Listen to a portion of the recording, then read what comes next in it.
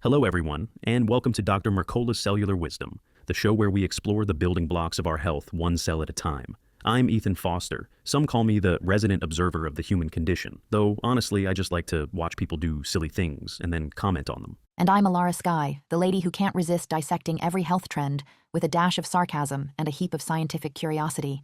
If you've ever thought, I wonder if this is good for me, I'm here to fill in that knowledge gap with more detail than you ever bargained for.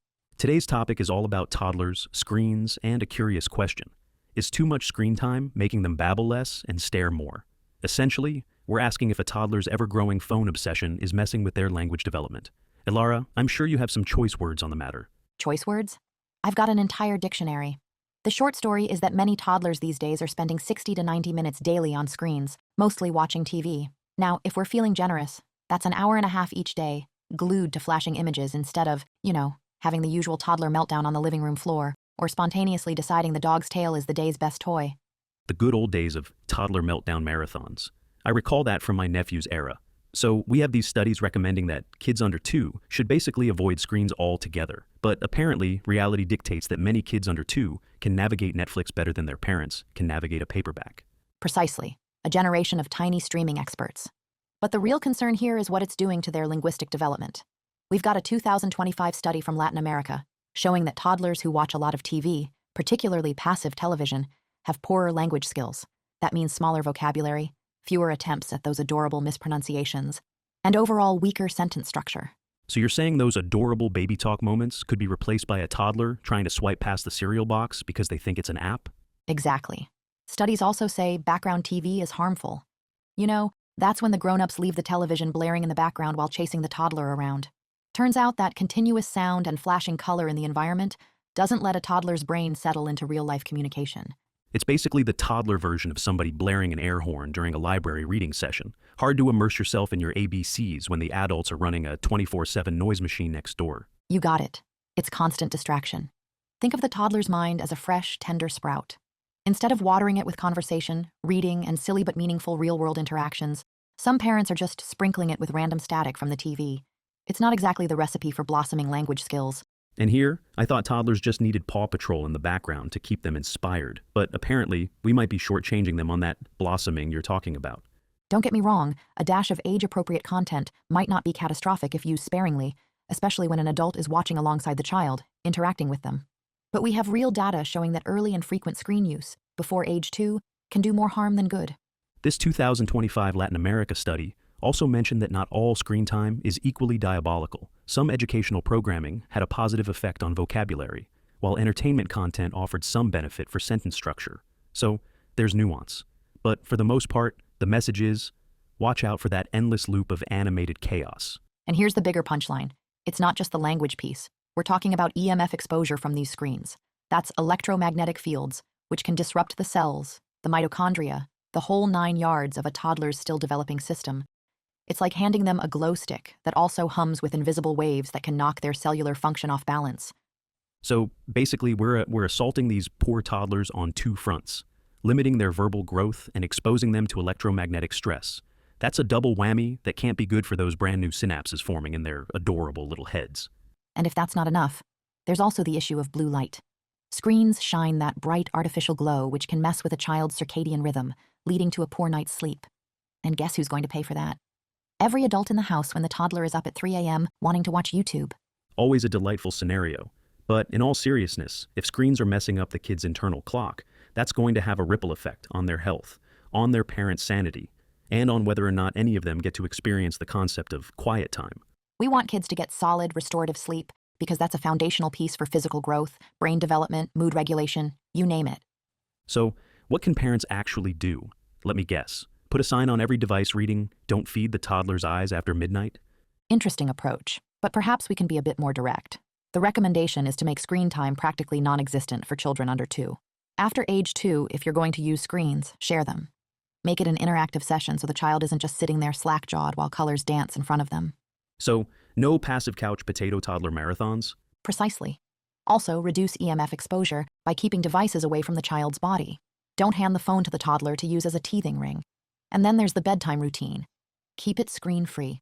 Let the child's melatonin do its job without blue light sabotage. What about raising your kids in a bubble? You know, not literally, but figuratively, banning all electronics from the home. Is that going to stunt their technological literacy in the future? After all, it's the digital age. It's about balance, Ethan. We don't want kids to eventually flunk basic computer skills in elementary school. But the crucial thing is the timing. Those early years are about developing social, motor, and language skills. The tech can come later, when the child's brain is a bit more ready for it. If you really need to do something involving a screen with your toddler, keep it short, keep it calm, make it interactive, and avoid the fast and flashy content that leaves them visually overstimulated and verbally understimulated. So, fewer neon unicorns dancing in 12 frames per second to a jingle that never ends? Exactly. Something slower paced, with clear language. And if you're there, pausing the show occasionally to ask, "What do you think is happening?" Or, "Do you see the puppy?" Then you're turning it into an interactive language exercise. Suddenly, it's not just mindless screen time, it's a conversation starter. Let's talk about the other big solutions: reading, real-world exploration, and outdoor play. Because from what I've gleaned, these are the golden trio of toddler enrichment. Unless the toddler mistakes the family cat for a plush toy, I imagine there's quite a bit of cognitive benefit in letting them roam the backyard. The physical world gives them textures, shapes, real sounds, and fresh air. That's the best environment for a toddler to figure out how life works.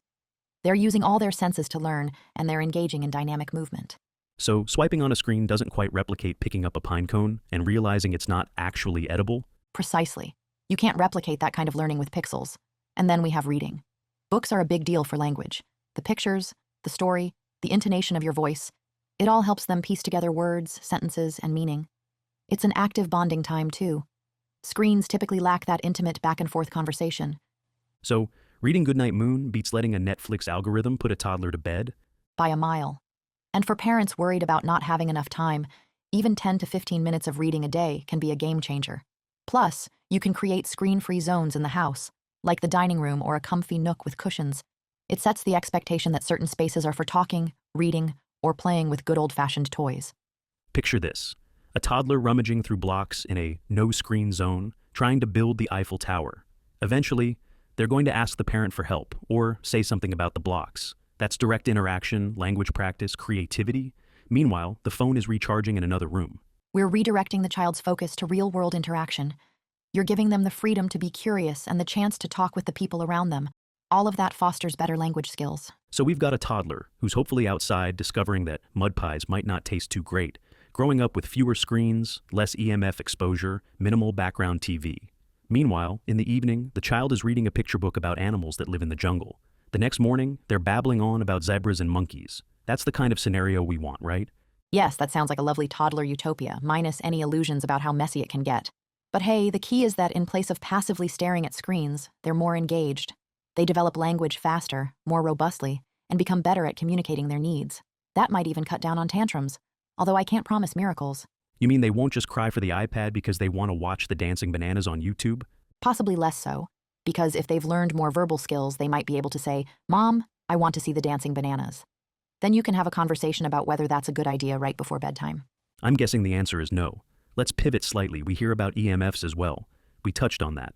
In short, toddlers plus phones pressed up against their adorable round heads equals potential long-term cellular disruption. How serious are we talking? It's an ongoing area of study. The concern is that EMFs can disrupt the mitochondria in cells, leading to oxidative stress. Adults might handle some of this exposure better, but for a tiny body that's still developing, it's a bigger deal. It's like giving them the advanced level of an invisible environment hazard they can't possibly navigate or avoid on their own. So the moral is, keep devices at a distance, limit how long they're around them, and definitely don't let them sleep next to a tablet playing streaming cartoons all night. If the child can't put it down because they have the grip strength of an Olympian, just do your best to keep it on airplane mode, or limit the usage entirely. And remember, the evening period is crucial for their sleep rhythms. Blue light from screens is a major culprit in shutting down melatonin production, so keep it as minimal as possible before bedtime. That said, we live in a digital age, so it's not about swearing off everything with a screen forever. It's about setting boundaries and understanding that a toddler's brain is in the prime building stage. There will be plenty of time for them to discover that the internet is a weird place full of cat videos. They don't need that introduction at 18 months. Well put, Ethan. And to parents who worry about falling behind, toddlers learn best from real-world, hands-on interaction with people and nature. That's the age-old recipe for well-rounded development. Let's tackle a few quick FAQs. People sometimes ask if screens are always harmful. The literature suggests that not all screen time is created equal, but for toddlers under 2, we want to keep it close to 0, right? Exactly.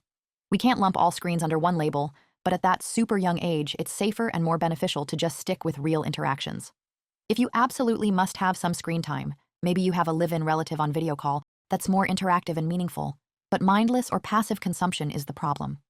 Another question: should I worry about EMFs from my phone if my toddler only sees it occasionally? The short answer seems to be, well, the less, the better. Spot on.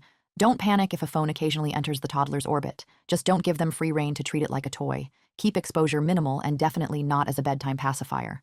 Next up, why does blue light matter? Because apparently, it's messing with circadian rhythms.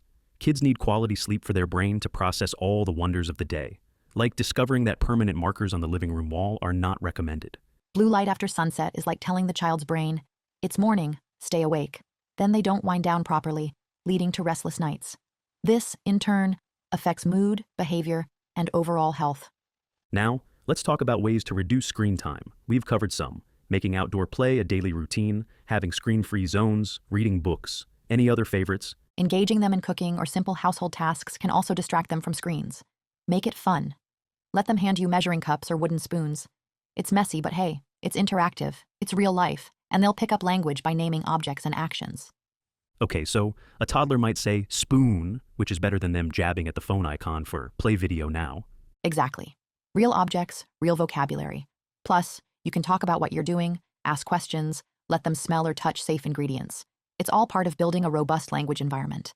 And as they get older, say after 2, they can have a bit of guided screen time. Yes, in moderation. And ideally, with a parent or caregiver there to chat about what they're seeing. Oh, look, that's a dog. What sound does a dog make? That type of interaction fosters language development, even with a screen involved. So the moral is that parents don't need to fear screens like they're radioactive, but they do need to show caution and keep them from becoming the toddler's babysitter, because that babysitter can turn out to be a not-so-helpful influencer on language development. Exactly. It's all about mindful use. If you treat screen time like an occasional treat, rather than the main course, your toddler's language development will likely thank you for it. Any final thoughts for parents who might be feeling guilty that they used a screen to distract their toddler in a moment of desperation? Guilt doesn't help anyone. We all have moments. The bigger picture is making consistent decisions that lean toward real-world experiences. Reduce the passive screen time, keep EMFs in check, eliminate those nighttime phone glow sessions, and make reading and conversation a daily staple. Small steps accumulate to a big difference over time. Thanks for joining us on Dr. Mercola's Cellular Wisdom. Until next time, remember that when it comes to toddlers, your face and your voice trump any screen in existence. Keep those interactions real, keep them fun, and watch those little language skills blossom. No subscription required.